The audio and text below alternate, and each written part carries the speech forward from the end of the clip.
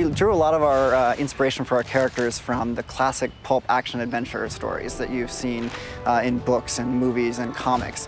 One of the hallmarks of this genre is the fact that you have a very relatable hero who's kind of an everyman. All of the heroes are really recognizable human beings with all of our strengths and flaws. And we figured out that that was something very important for helping audiences connect with the character. This is finally it. It's not just the fact that you have chases and gunfights and a heroine and all this other kind of stuff. It's the fact that the characters are real people. They can make mistakes, but be heroic. Nathan Drake is our hero, and he's the kind of guy who knows how to handle himself in a tight situation. But he's really just a guy in a t-shirt who finds himself in a difficult situation and has to rely on his wits a lot to save the day. Elena's a really cool character. I think she's something a little bit new and different for video games. She's a bright, self-sufficient young woman. She's very curious. She has this strong intellectual drive, has a kind of unconventional beauty. And there's this immediate chemistry between her and Nathan that really helps drive the story forward. What's going on? Pirates. Pirates. Then there's the character of Victor Sullivan. He's kind of that guy's guy adventurer. He's the consummate con man in a world of con men. There's nothing here, Nate. Let's just keep that between us. For the first time in Uncharted, we actually had to cast actors who had stage or TV or film experience because we were doing motion capture for all of our cinematic cutscenes. So we have real stage and film actors coming in, getting in the motion capture suit, recording their voice while they're acting out the scene, which I think is really important because you capture that moment rather than having them try to pantomime to some voice dialogue they've already recorded. The physicality that's demanded in doing motion capture and creating, you know, an action film, essentially, has been tricky. All the stunt work we have to do here, I mean, I go, is this my job? This is so much fun. But at the same time, the next day, I'm like, oh my word, I am so incredibly sore. Well, I think the coming together of film, stage, and video and games is happening right here on the mocap stage. I really stage things as if I was doing a play or a scene from a movie.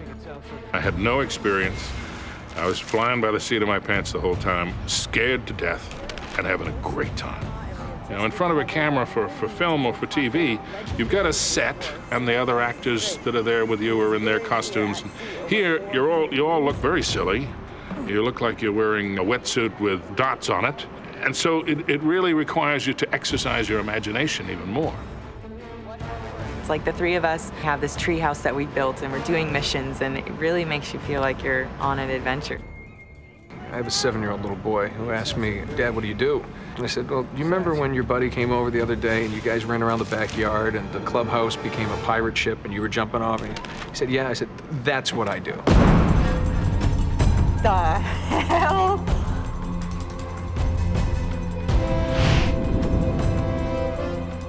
This is not a period historical adventure, it's a contemporary adventure. And so if we went with completely a classic approach to the music, kind of big orchestra, big traditional instruments used in traditional ways, to me that would have felt out of sync. Working in the action-adventure genre musically, you can frequently find yourself falling into a lot of cliche sort of action-adventure things musically. So we've tried really hard throughout the project to do things that people have never heard before. So the composer that we sought out actually is a guy named Greg Edmondson. Really great guy, really talented, and he's the guy that did all of the music for the television series Firefly. The way he was able to take unexpected instruments and use them to sort of support the story in this adventure, I thought, well, here's a guy I think who could get what we're after. Because you were on this island and you did not know where you were, and you were searching for something primitive, they thought this would be fun to use unusual instruments that don't get used a lot, and to use things that we do here, but not to use them in a normal way. And that sounded really intriguing to me. I like that kind of stuff. You can get all sorts of strange, unusual, weird ethnic instruments and play them in any number of ways, and it's just fun to do.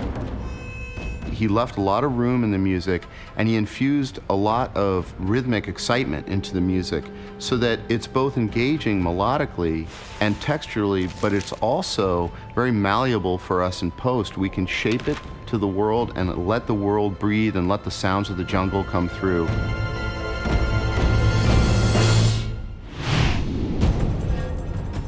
One of the things we try to do with each game we create at Naughty Dog is make it a technical showcase for the PlayStation hardware. So we've got a team of the best engineers in the industry working on this game, and I think we're really going to set the bar for PlayStation 3.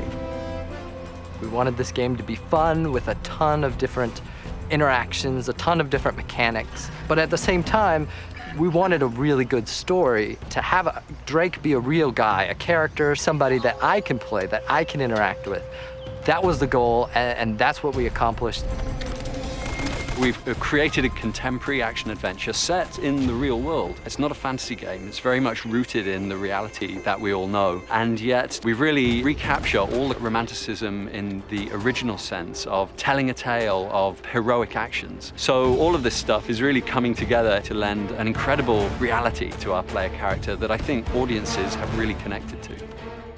I think there's a huge value in going outside your comfort zone. You just don't go right to the obvious. Now, it makes everything much harder, but in the end, it's all worth it. Get something that people haven't seen before. I'll be damned. I'm most excited about how fun it is to play and how you just lose yourself in the environment and the world that we've created. You know, I mean, when you pick up that controller, it's really easy to have fun, to be powerful, and feel like you are the action hero.